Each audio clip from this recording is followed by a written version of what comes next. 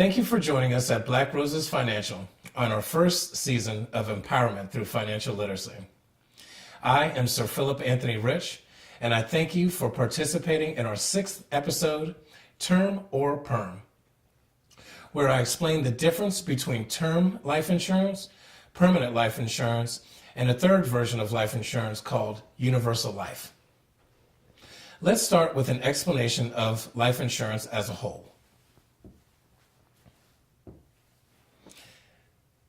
Life insurance. The cost of life insurance is determined by age, health, and sex, and can be seen two ways. I like to make analogies. Think about the decision to own or rent your home. When renting, you have the ability to live cheaply with no worries of replacing appliances or yard work. When owning, you pay a mortgage, which is usually more costly than renting, but the owner earns equity while paying down the mortgage.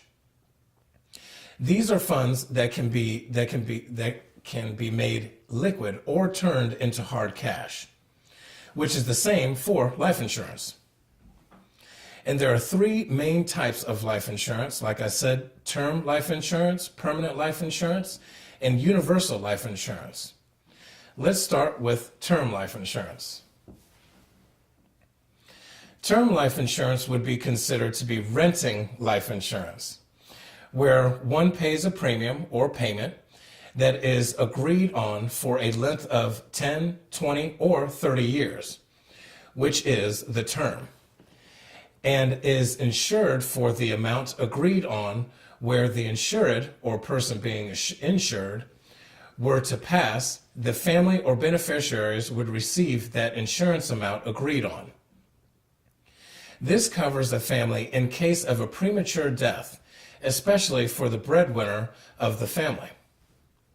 The loss of income can cause families to move or worse. Unfortunately, term life insurance can really be called death insurance. It can only be used in the event of death within the term or length of the agreement. After the agreed length of time, the insured will be at the age that would require a large premium or payment to insure his or her death. After you analyze this situation, you can see that the amount of term life insurance payouts are as little as 1%, because most actually outlive the term of their life insurance, at least when it comes to term life insurance.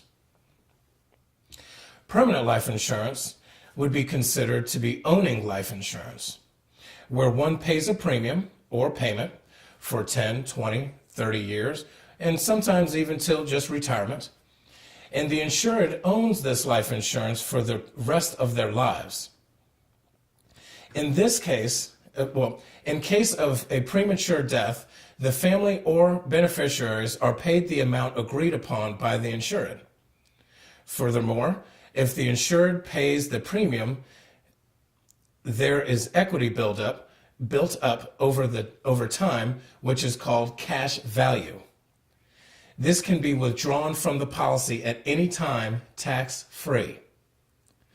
This is why permanent life insurance is called actual life insurance, because funds can be used within the insured's lifetime.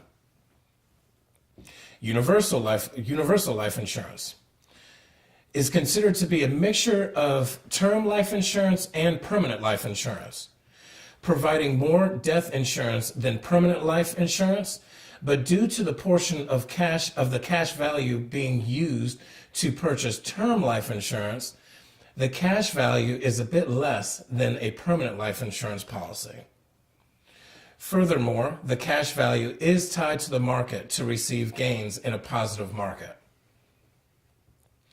Each insurance company can have a multitude of riders or extra perks added to the life insurance policy to give the insured more of what they want out of the policy.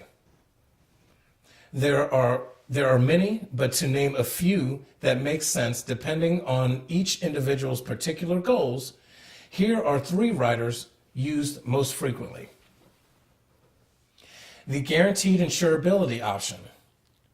For a bit more premium, the insured is able to increase the amount of death insurance without further medical exams, allowing the insured to purchase more life insurance even if health decreases, but they are charged according to their age.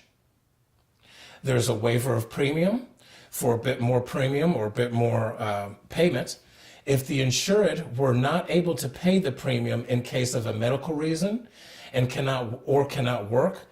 The total premium is paid by the insurance company until retirement age. There's also the accelerated death insurance for a bit more premium or payment. If the insured were in a life-threatening situation and hospitalized, the entire death benefit is now available for use. This is great for policies, especially, I believe, on children in case of any serious illness that could financially strain the family funds. There are many other riders that could make sense for your policy, but understanding the route in which to take first can be the hardest decision. My information is on the screen, and if you go to my website, you can fill out a form to set up an appointment through my website. Or you can call or email to set up an appointment as well.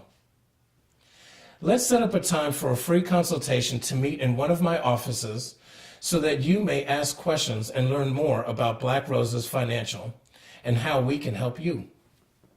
Remember, I have many offices in the Washington, D.C. area, so let's find a place that works good for you. Thank you for joining me, Sir Philip Anthony Rich, with Black Roses Financial on empowerment through financial literacy. This is episode 6, Term or Perm. Please be sure to join us next week on episode 7, where I speak more directly to my business owners out there. Please remember that this episode applies to those wanting to pass down funds to the next generation as well. What about Bob? Will be the next episode. So not sure if any of you remember that movie from the 90s, but it's one of my favorites. It's a great Bill Murray movie. So please check it out and be sure to have comments for the next episode. So till then, thank you very much. Cheers.